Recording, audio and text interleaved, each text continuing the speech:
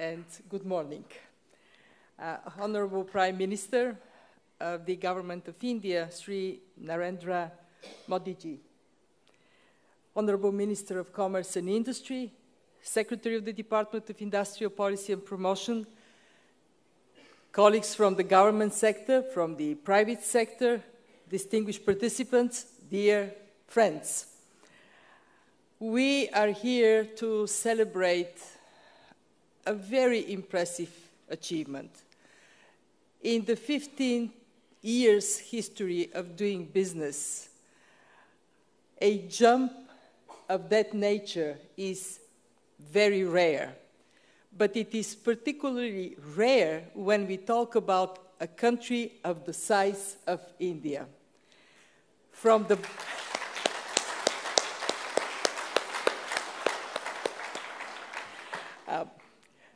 I understand that in a cricket-loving nation, hitting a century is a very important milestone. So what we face here is an incredible achievement, and it is only appropriate we celebrate it in the hometown of the Blue Team India.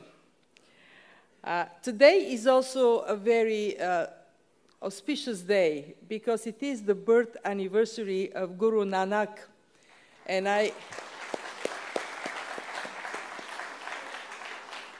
was reminded by my colleagues of his very wise words. Whatever seed is sown, a plant of this kind comes forth. The team in this room, under the leadership of the Prime Minister, has sown wonderful seeds of simplification, of reduction of administrative barriers, a very important seed of using technology, and feedback from those who are on the receiving end of regulations.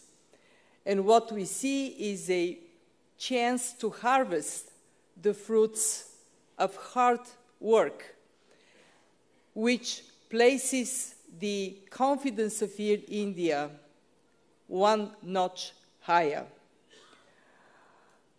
What is very important for us from the World Bank is to recognize that high-level ownership and championship of reforms is critical for success. And there is no better evidence of this than the fact that the Honorable Prime Minister himself is in the room with us. Thank you, Prime Minister. Thank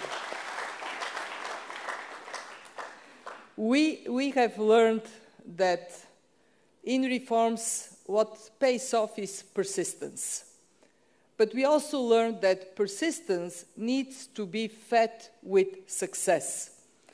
And what we are recognizing in India is that this success today is to be turned into more energy in reforms for the future. Let me make 3 points in front of this distinguished audience. The first one is that we look at doing business achievements in a broader context. What we are seeing is a remarkable overall success story of India. Extraordinary achievements. In the last 3 decades, the per capita income has quadrupled, 4 times higher than it was. And it was done with an eye on lifting out of poverty people that have been left furthest behind.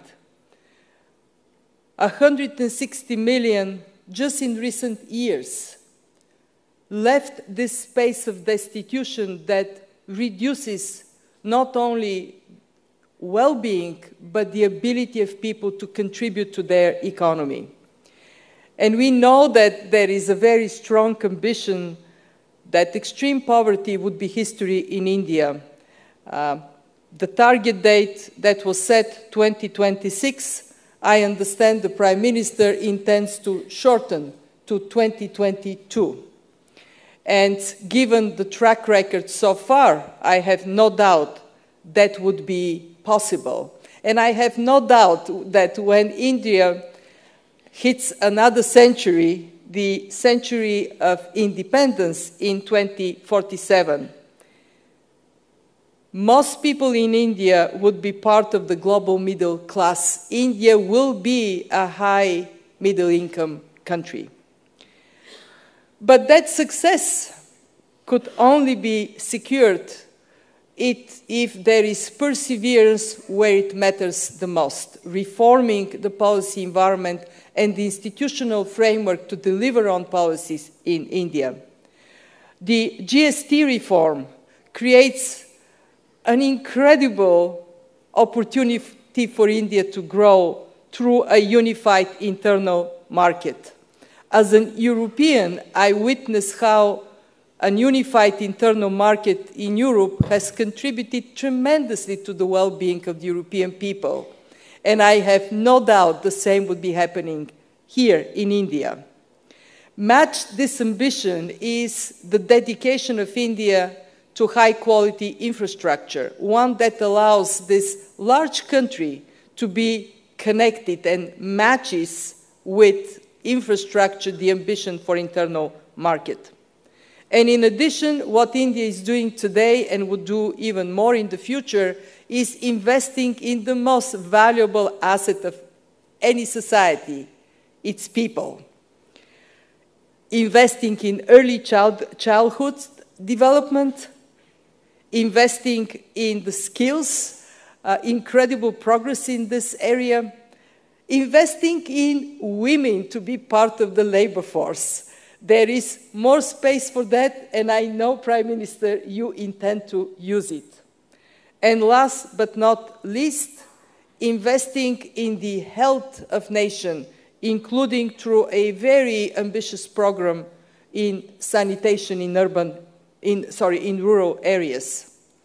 And that all is combined with a dedication to make sure that India's federalism works for India, that the strength of cooperative and competitive federalism is a foundation for more progress in the future. So let me move to my second point. Where does doing business fit in this big picture?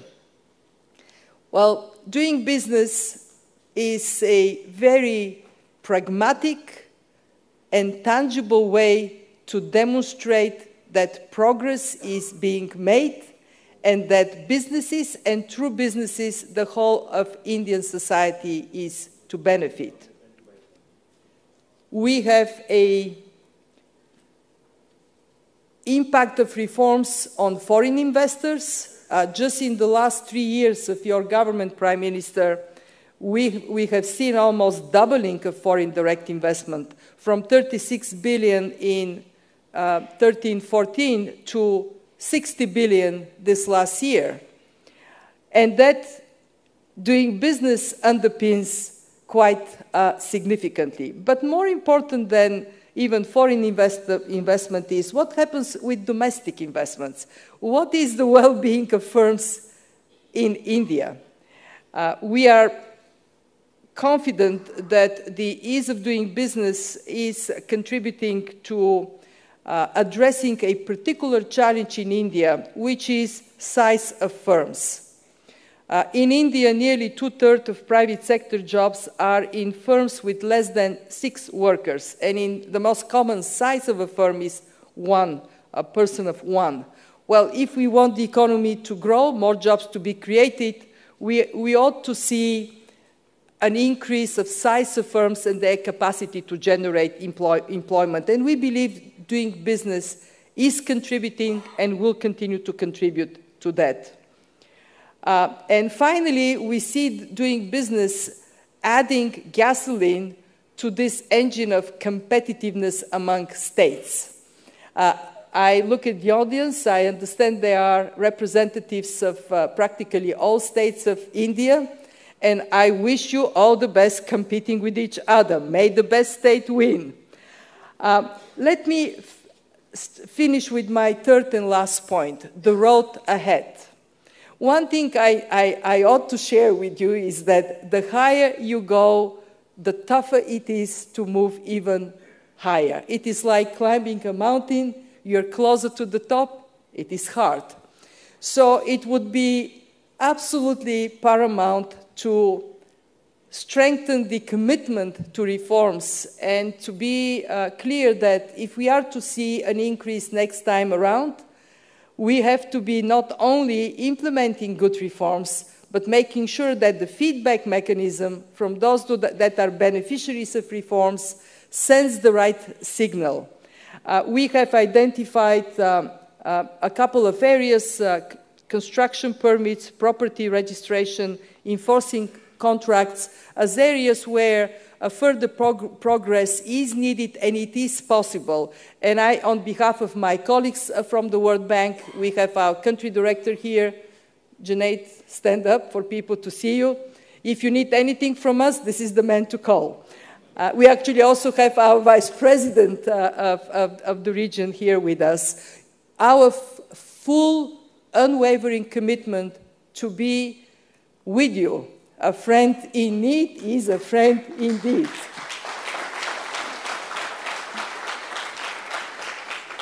Let me, in conclusion, say that what is happening in India matters tremendously to the Indian people, first and foremost. But it matters to the rest of the world. Because of the size of India, because of the significance of India, your success translates into well-being across the globe. We are very keen to be the transmission line of lessons learned here to other places, so people in the developing world, in Africa, in Asia, elsewhere, they can benefit from what is being generated and learned right here in India. You have a bold vision, Prime Minister. It is a vision for India, but it is broader than that. It is a vision for a more prosperous and, as a result, more peaceful world for all. Thank you for the chance to be here as part of this celebration, and all the very, very best. Namaste.